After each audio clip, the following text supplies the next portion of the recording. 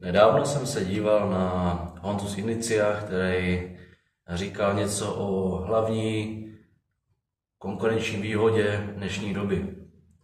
A když mluvil o tom, jak dělá marketing on, jak to dělají ostatní a podobně, tak měl v jedné věci pravdu a to bych vám chtěl dneska říct, protože on o tom mluví roky, já jsem od něho viděl desítky videí, stovky hodin materiálu a chtěl bych vám říct pár základních věcí, které jsem si z toho odnesl a které když dneska použijete do vašeho marketingu, tak vám to bude fungovat. Honza říká, že proto, aby člověk v dnešní době v podnikání byl úspěšný, v tom moři těch konkurentů, které na vás čekají venku a perou se o pozornost vašich potenciálních zákazníků, tak je o tom necílit, to je první věc, necílit na všechny. To, co vlastně jsem vypozoroval u většiny našich zákazníků, ale i u kamarádů, co podnikají, tak dělají právě tu věc, že nastaví Facebookové reklamy a Facebooku hrají si, vyhledávají mě návštěvníky mého webu nebo e-shopu. Tohle má opravdu pravdu Honza z Inicia, protože on tomu říká Nika, váš ideální zákazník, na který budete cílit, který ho znáte úplně perfektně, znáte úplně všechny jeho myšlenky, všechny potřeby, emoce, co právě prožívá, kdy chodí na internet, na co kliká, nekliká. Víte úplně přesně, možná i víc, než on sám o sobě.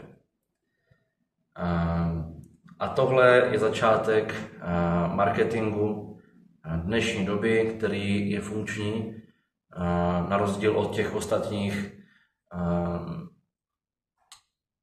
kampaní, které můžou si dovolit jenom velké ryby, určitě ne malé nebo střední firmy. Takže pokud máte malou nebo střední firmu, nebo jste živnostník a podobně, tak pořádně si specifikujte vašeho ideálního zákazníka. Jo? Šablonu proto vám dám tykám do komentářů, to si potom můžete vyzvednout úplně v pohodě. Nebo mě napište a já vám úplně zdarma pomůžu vytvořit profil vašeho ideálního zákazníka. Tak, to je první krok. Vytvořit si profil ideálního zákazníka. Druhý krok. Zase většina firem, většina e-shopů dělá to, že zaplatí si za návštěvu a očekávají, že ten návštěvník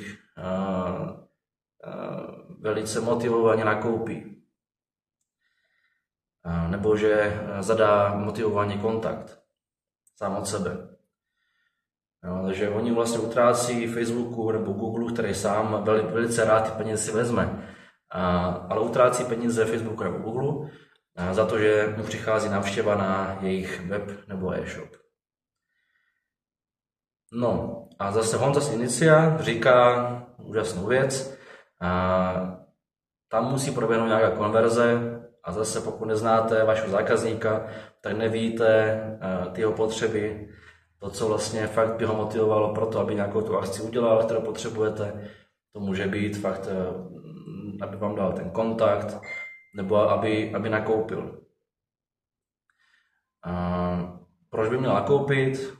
Proč by měl vám ten kontakt dát? To je přesně to, co se dozvíte v profilu zákazníka. Může to být něco zdarma, nějaký, my tomu říkáme v naší branži magnet nějaký, který dostanou. Já vám tady dávám různý šablony business plánů, že jo.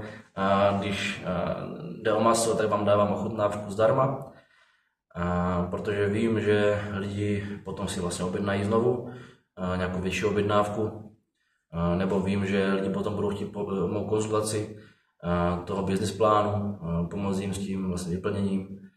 Jo, a tak moc dobře vím vlastně, proč ty věci dělám. Ale nedělám jenom to, že bych platil Facebooku a Google za to, že si vy podíváte na mé stránky a potom se rozhodnete.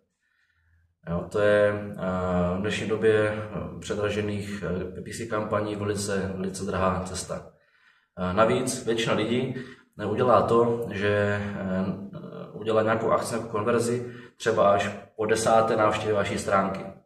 Takže vy 10krát zaplatíte za návštěvu u jednoho člověka a on se potom možná rozhodne. Proto ta cesta, kterou Honza říká, že je velice efektivní, tak je v tom, že vy v prvním kroku hned nabídnete něco neodolatelného, co právě ten váš ideální zákazník potřebuje. Takže vy mu řeknete, že ty máte něco ode mě zdarma nebo za nějaký malý poplatek, který ho vůbec bolet nebude, když něco opravdu potřebuje. Takže vy vlastně splníte tu potřebu za výměnu za kontakt, za tu pozornost, za vytvoření nějaké důvěry a tím pádem se vyvarujete těm 9 dalším návštěvám, které mají vytvoří stejný efekt. Jo, takže máte třeba za jednu návštěvu platíte 7 korun, takže místo 70 korun za 10 návštěv zaplatíte jenom 7 korun, plácám, a ušetříte. Takže to je vlastně ten princip, jak dneska se dostat do zisku a nemít vlastně vysoké náklady za prokliky. Takže můžete ušetřit prostě 80% vašich nákladů na prokliky. To by bylo skvělé, ne? Takže zase vám nabízím v tom druhém kroku, pokud chcete nějak poradit tady s tímhle, jak to udělat, abyste nemuseli platit tak moc peněz za placenou reklamu, tak klidně vám napište mě, dáme krátký call, 30 minut, něco takového, probereme to a bude to v pohodě. OK? Takže to je druhý krok. První krok byl teda ideální zákazník, definovat si. Druhý krok, teda mít strategii, jak to ideální zákazníka zkonvertovat do vaší databáze. A třetí krok, který bych vám v tom videu chtěl říct, tak je hlavně o tom analyzovat ty rozhodnutí toho zákazníka, ty návštěvy, které on dělá. A tohle je asi nejdražší rada ze všech, protože když se podíváte na to, jak začíná vlastně ta cesta toho vašeho zákazníka, tak to není návštěvou na vašem webu nebo na e-shopu. Začíná už moc dlouho předtím. On na něco musel kliknout a to, na co klikl, tak nějak vypadá, že jo? Zobrazuje se tomu nějakou určitou dobu. Když to je v pracovní době, tak asi moc nebude mít čas klikat. Má to prostě nějaké parametry textově, má to nějakou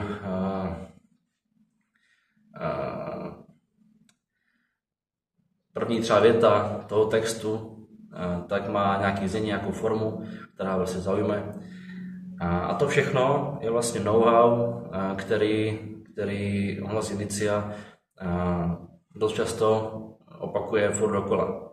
No, jsou nějaké principy, které fungují, aby zase člověk nemusel platit za nefunkční reklamy, protože když už máte zpracovaný to, co se bude dít po návštěvě, tak ještě se může vlastně dít to, že před tou návštěvou utrácíte moc peněz za nefunkční prostě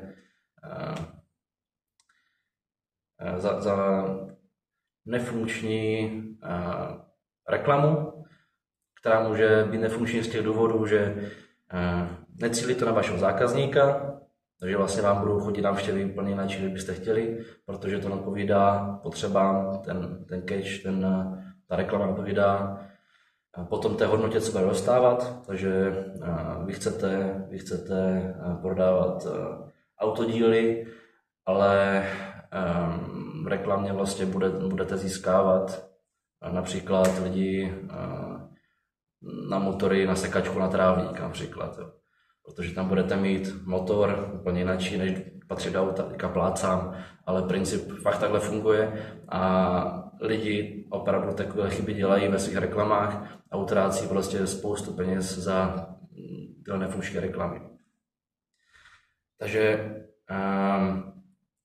analyzujte vlastně kompletně ten proces až po nákup a tam se nezastavte a pokračujte vlastně i analyzování procesu k opakovanému nákupu. Když vlastně máte toho člověka v databázi, tak jak u něho jako přimět za to třeba e-mail marketing, který je zdarma, takže bez dalších nákladů, dalších vyšších.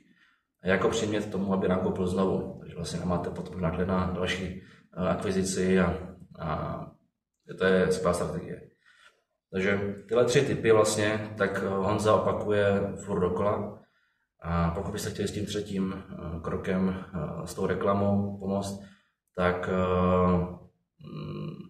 napište mě, vás propojím asi na kolegu, protože já se na reklamu zaspecializuju, já všechno jedu organicky, anebo přes mailing, no to jsou moje specializace. Každopádně, pokud byste chtěli 1. nebo 2. krokem pomoct, jeden zákazník, sestavení a strategie na konverze, tak klidně napište a něco s tím uděláme. Takže takhle, jaký to know-how, který já jsem vypozoroval, co od Honzy se často opakuje. A vám přeju hodně úspěchů a napište mě, pokud máte zájem to analyzovat. Mějte se. Čau.